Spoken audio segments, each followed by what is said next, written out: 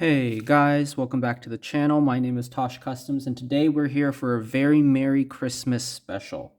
Um, Obviously, Santa Claus is red and so is Carnage, so here we go.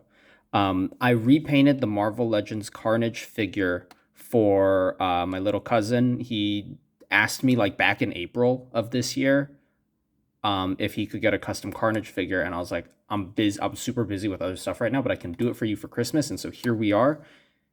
Whatever, 8 months later, we have Carnage here. This was a super fun repaint, and honestly, this is nothing that other people haven't done before, but I wanted to go over my steps for it. So, if anyone else wanted to do it for themselves, they could as well. So as we get him in here, I'll bring the camera in closer so that we can look at the details here. As you can see, the entire figure has been repainted, and I'll do a comparison a little bit later.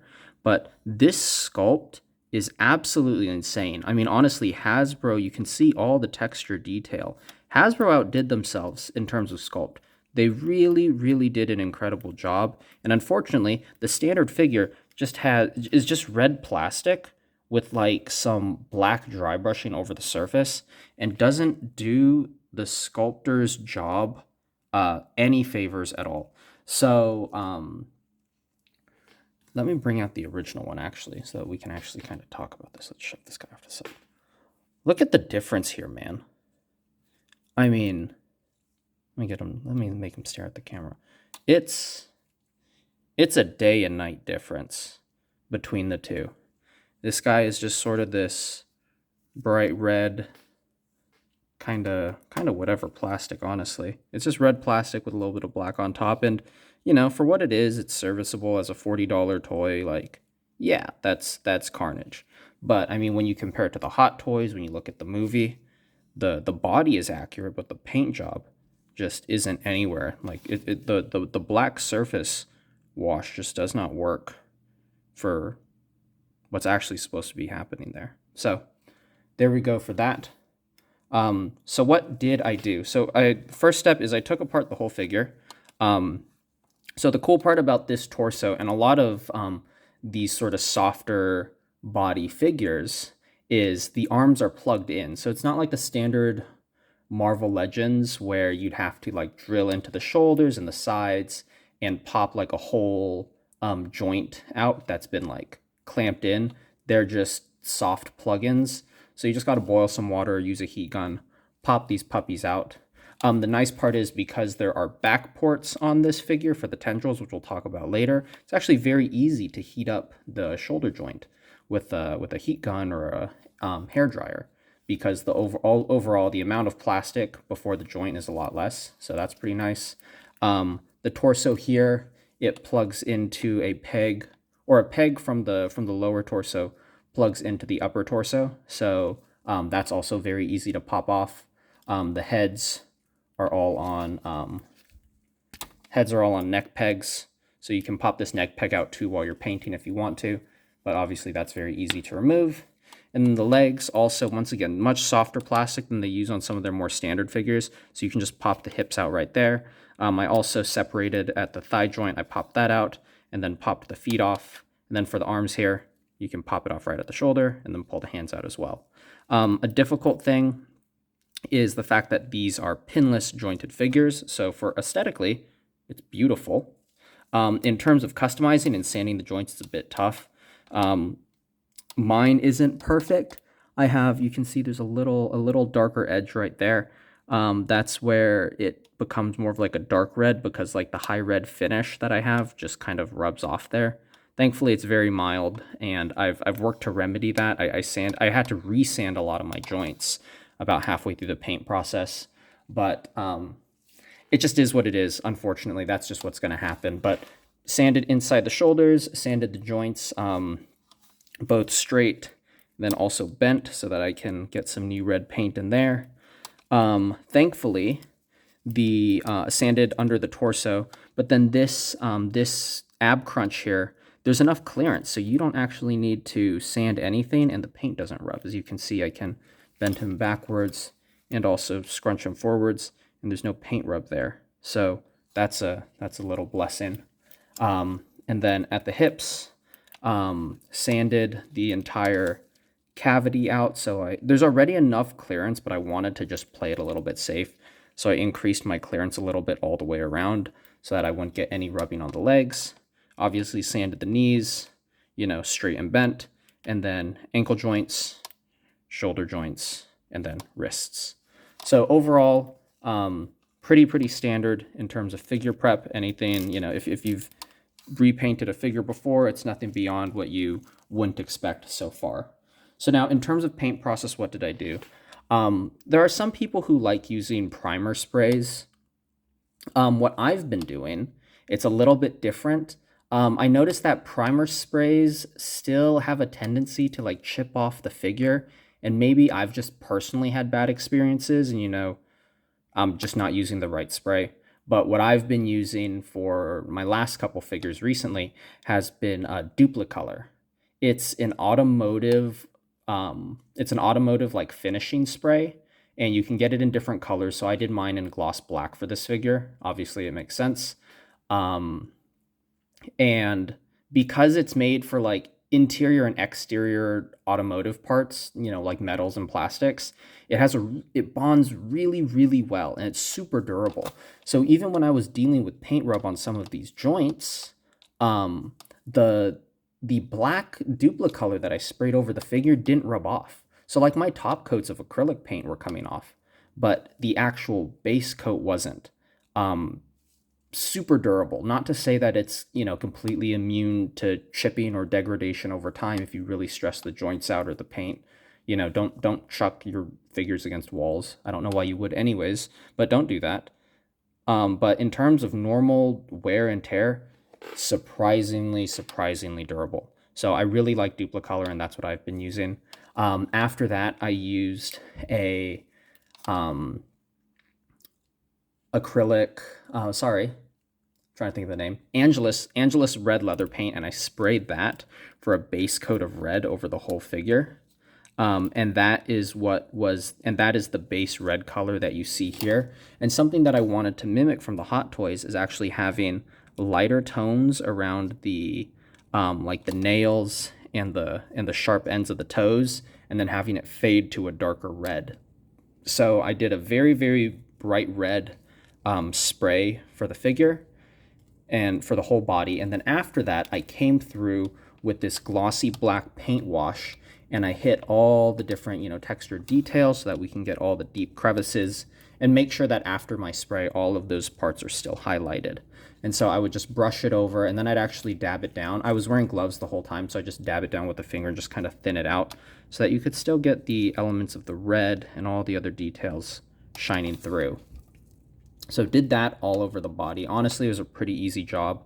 And then just when I started coming to the nails, I would just hit like the main part of the hand or the main part of the feet, and I just make sure I didn't get any wash on the toes so that it comes out a bit brighter. And then another thing I also did, especially for like the blade accessories, was I mixed the Angelus red with a little bit of white.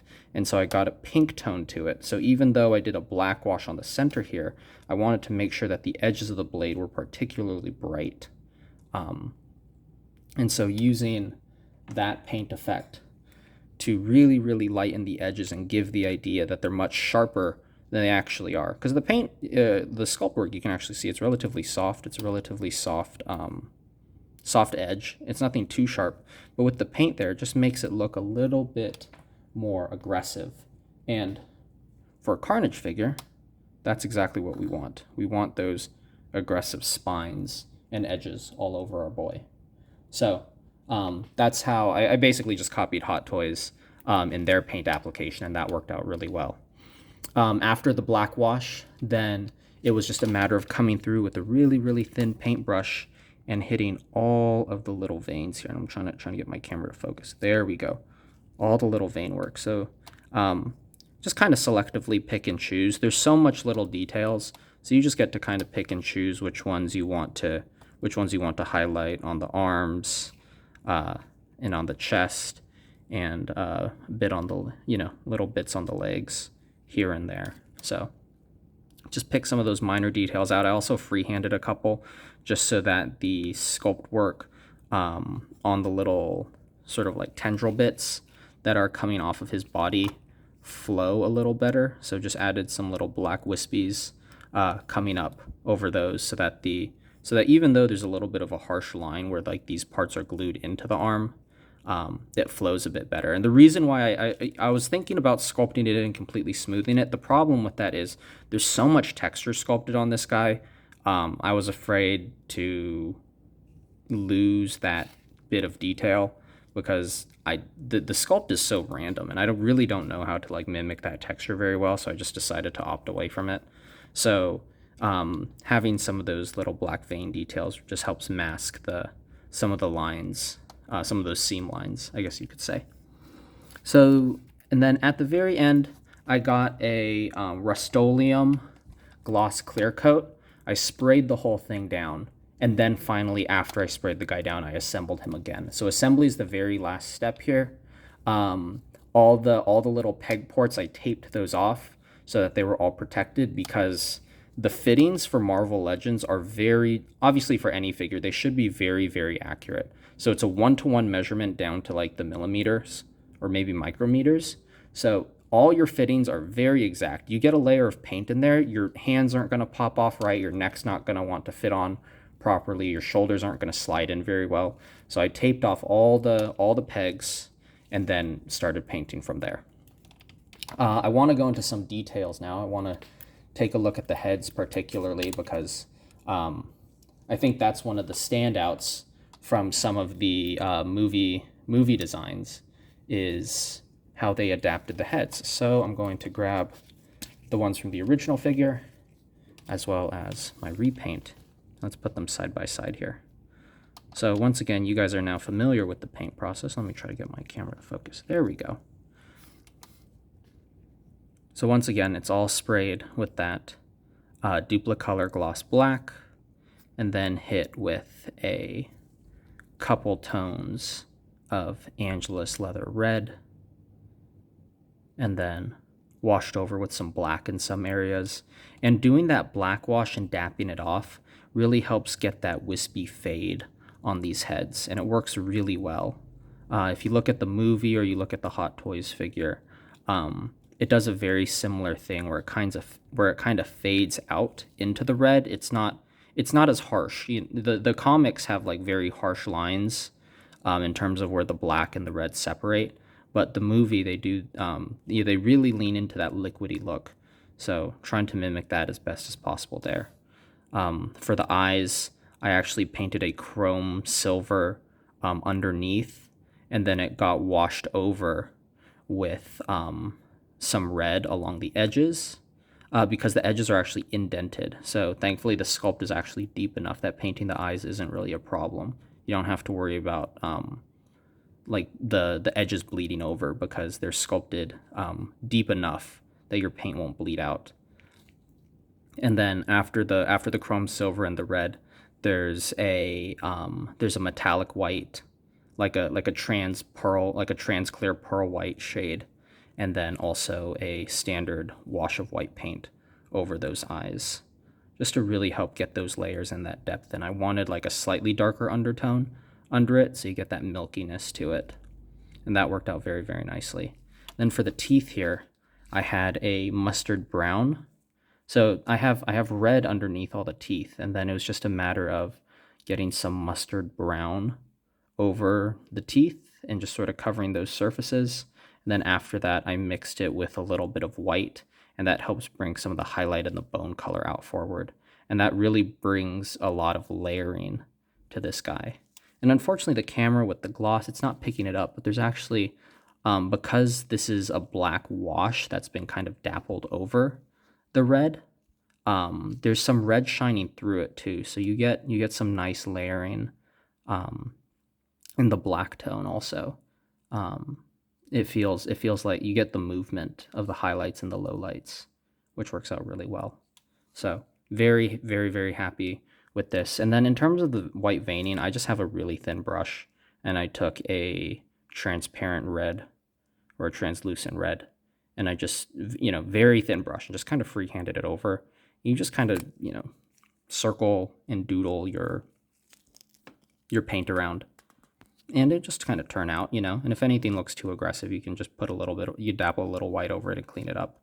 But I think that turned out pretty well, especially from a distance. It definitely gets the point across. The other head now, open mouth head here. Same steps, obviously, so nothing too different, but our goal was to really get the sinews of the mouth. You can see here that they just put some black streaks over it. It doesn't really do it justice in terms of the depth. And then you can see the teeth through it there too, which kind of works, but it feels like the teeth, at least in my mind, it feels like the teeth extend too far back because the teeth here stop. And then the teeth here, you can see there's like, it goes like 3 or 4 extra teeths back into the mouth, and it just doesn't feel like it lines up very well. So I let those get blacked out on the inside of the cheeks on this guy. I didn't really worry about that. And then overall, same paint applications here. I think it turned out really well. I'm very happy with the depth that I was able to achieve with these teeth. And once again, that is just red with then some mustard brown, and then mixing that with white to get the highlights. And the highlights are very, very important because that's what's getting your depth in the teeth. Because the way they've sculpted it here, there's multiple rows of teeth. You can see that you have front ones, and then there's ones that are sort of tucked in between. So having that mustard brown over everything, or like lightly brushed over everything, and then you pick and choose some teeth, the ones that look the most forward, and you hit that with the bone, like that more bone white, and that brings out the layers and gives you that, illusion that you have several rows all dipping back into each other. So there we go. There's that. Last couple things to talk about here. Let's jump back to the Tendrils now.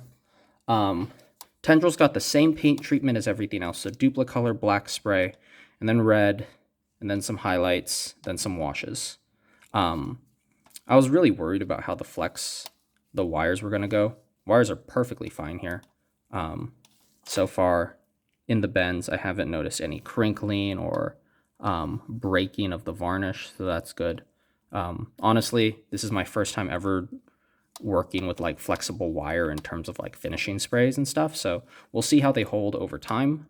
I'm sure my cousin will give me feedback. He'll go, yo, the thing you gave me broke. Or it looks like it's falling apart, so we'll see. But from my testing so far in the last day, everything's been very durable, and I think that's mostly due to the fact that Duplicolor is supposed to weather really well, and Angelus leather paint is a fabric paint, so it's also made to be very flexible. So I think between those two things, these will hold up very well over time. So we have our first pair of tendrils right here. We have the hook blade, and then the more sort of long, spiky appendage right there. We also have the second double. Sorry, tendril just dropped off my desk. We have the second pairing right here, another hooked blade. Once again, you really see that bright red there. And then this one, we have more of this club mace or extended spikes coming out here, and I really, really like this one. You can really see the brighter edge of the spikes compared to the deeper red when you come down to the base here. So I like that optical illusion. And then lastly, we have our single tendril here, which is this multi-serrated, almost like a spear tip, really. And I love how this is sculpted. And just being able to bring it out with the paint, these washes in here, so you can see all the sinews of the symbiote stretching across and sort of morphing into this spine right here. So very, very cool detail, very cool sculpt. I'll be taking some pictures and I'll post it along when this review goes up. Lastly, we have his two other weapon hands. We've already taken a look at these, but we'll take a look at it again. We have his middle finger serrated blade here. I love this hand. I really wish Marvel Legends gave us a pair of these, because the Hot Toys comes with a pair, and I think it's really cool. I think it's a really cool sculpt. It's a really cool design. Would have loved to see more of it, but it is what it is. We have single right hand here, and then we also have his giant sort of scythe blade hand here. Also really well sculpted. I think I like how Marvel Legends, the sculptors there really paid attention to all these hollow bits. They could have just sculpted them thinner and lower, for the mold, and then, you know, we would just kind of paint it in black. But the fact that it's actually, you know, hollow and there's actually holes in it, even in the standard hands here, you can see that there's a hole right there. I really, really like that effect. The designers of the movie were saying how this guy is supposed to almost like be this blood and muscle organism that's constantly moving and shifting and kind of stretching and tearing off of himself. And that's expressed a lot in the sculpt here, the asymmetry and all the little, if we look under the chest here, all the little veins and interweaving muscle tendons that are kind of in the deep pockets. So the fact that we see more of that sort of stretching and morphing going on in the hands, and they included the hollow bits, really, really cool. I love the sculpt of this guy. It's probably my favorite Carnage figure design. I love the Hot Toys figure as well. I'm glad I'm able to have it. And so my goal for this guy was to really just make a Hot Toys figure come to life in Marvel Legends scale. So let's get these guys plugged in real quick before the review ends, and so you can get an idea of him in some more of his glory with all his tendrils coming out. Maybe I don't put all of them up. We'll see. We'll just get 3. We'll get a nice set of 3 here. Don't want to waste too much of your time while I plug these in. There we go. He's not even going to fit in the frame. Let's bend these down a little more here. Check that out, man. Get him into a little crunched over pose here. That's nice. Got to bring it back more so you can see his other tendrils. There are some reviewers who make posing look so easy. I don't know how they do it. I suck at it. I can never get these guys to balance very well. Stay forward. There we go. That's good enough for now. That'll hold. So there we go. That's a look at He Wants to Fall. I'm using a base stand too from the DC McFarlane figures because he really doesn't like standing very well. Maybe that'll do. He just wants to lean back. Anyways, thank you all for checking out this video. A very quick insight into the repaint process. I just had such a fun time with this. I was like, I need to share it with you guys. So hopefully I'll make some more content in the new year. I'm working on opening up a Patreon shop right now to sell some STLs. So I'll give you guys more updates about that when it happens. But it's been a great 2024. I know I've been slacking on Instagram posts and YouTube content. It's been a busy year for me. But I'm happy to bring this to you at the end of the year. So hope you all have happy holidays, Merry Christmas, or whatever you celebrate. And I will catch y'all in 2025. Have a good, happy new year, guys. Take care.